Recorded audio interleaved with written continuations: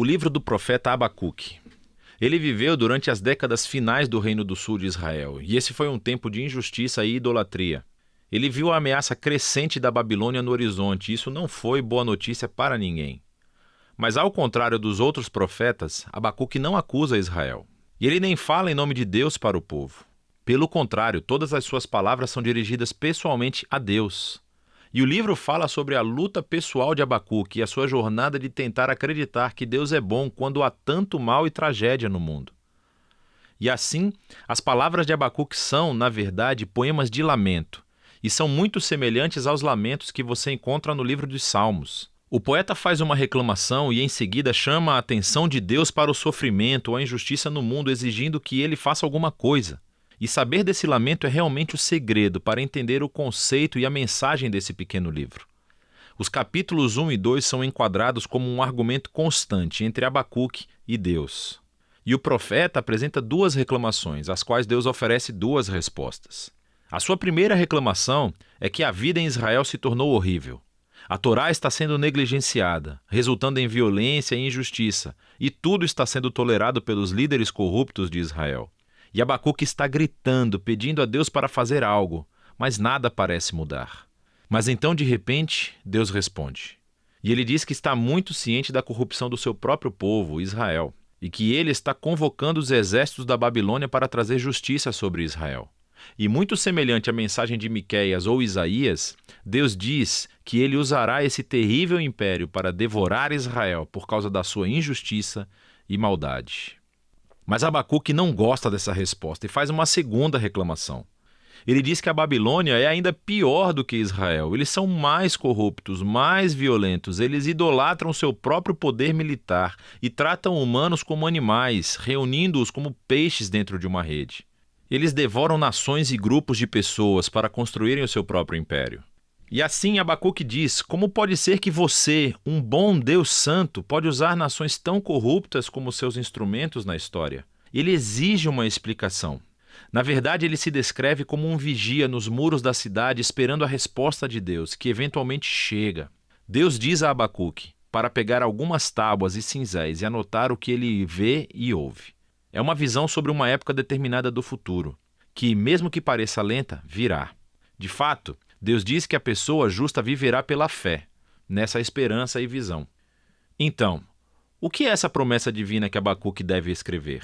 É que Deus destruirá a Babilônia.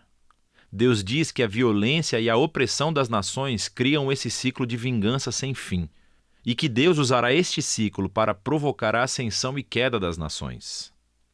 E o fato de que Deus pode, por algum tempo, usar uma nação corrupta como a Babilônia não significa que ele aprove tudo o que eles fazem. Ele responsabiliza todas as nações perante a sua justiça.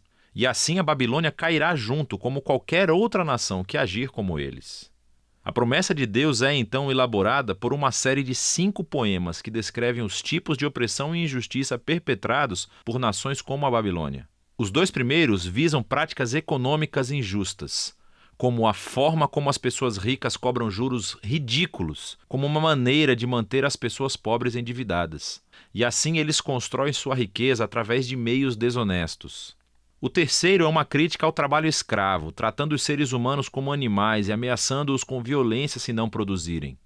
O quarto alveja o abuso do álcool por líderes irresponsáveis. Enquanto as pessoas estão sofrendo sob sua má liderança, eles estão festejando e desperdiçando seu dinheiro em sexo e bebida. E o último expõe a idolatria, o motor que impulsiona essas nações. Eles tornaram dinheiro, poder e segurança nacional em seus deuses, oferecendo a fidelidade a todo custo. E assim, as pessoas se tornam escravas do seu próprio império nacional. Agora, as tais práticas descritas aqui não são exclusivas da Babilônia, mas isso faz parte do objetivo. Dada a condição humana, a maioria das nações acaba se tornando a Babilônia.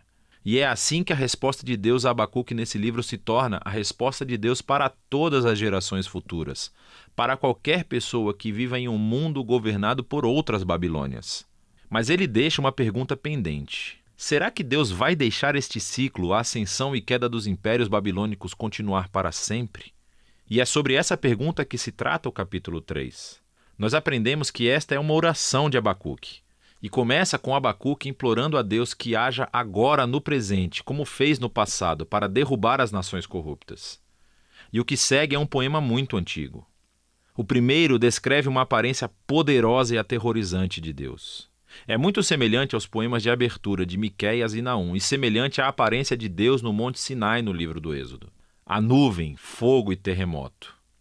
Quando o Criador aparecer para confrontar o mal humano, todos estarão prestando atenção. Abacuque descreve essa futura derrota do mal como um futuro êxodo. Então, assim como Deus veio como um guerreiro e dividiu o mar em sua batalha contra Faraó, Abacuque diz que Deus trará mais uma vez o seu julgamento sobre o chefe dos maus.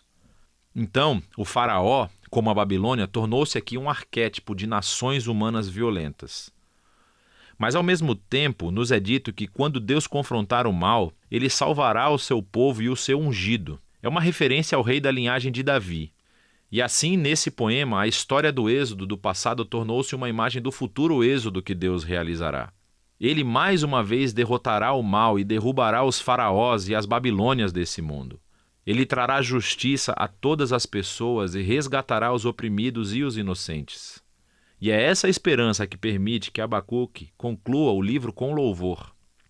Mesmo que o mundo esteja se desmoronando, com falta de comida, ou seca, ou guerra, ou o que for, ele escolherá a confiança e a alegria nas promessas da aliança de Deus.